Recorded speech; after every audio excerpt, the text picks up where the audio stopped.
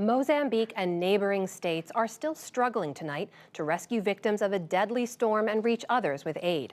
The cyclone killed hundreds when it struck last week, but the dimensions of the disaster are still coming into focus. From above, the destruction is near total and stretches as far as the eye can see.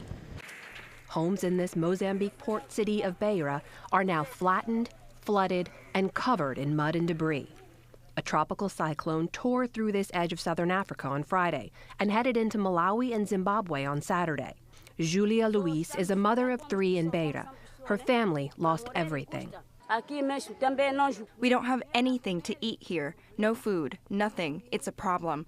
At night, we don't eat. We don't even have a blanket to cover ourselves with. We only have the clothes we are wearing. Huge swaths of land were left underwater in Mozambique, what one aid worker calls an inland ocean.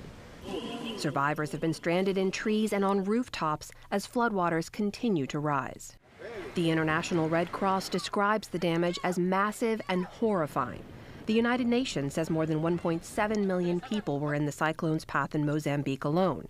More than 400,000 have been displaced.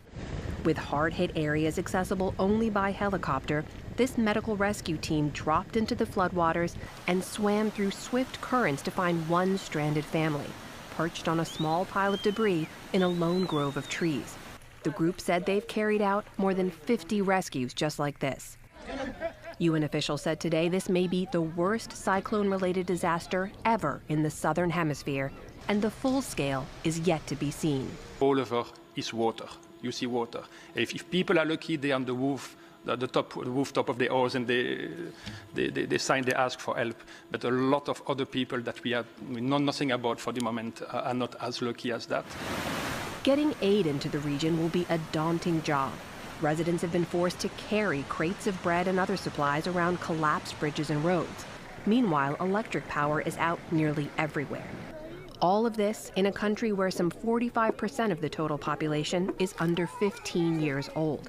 It all but ensures that children will bear the brunt of this disaster and a recovery that could last decades.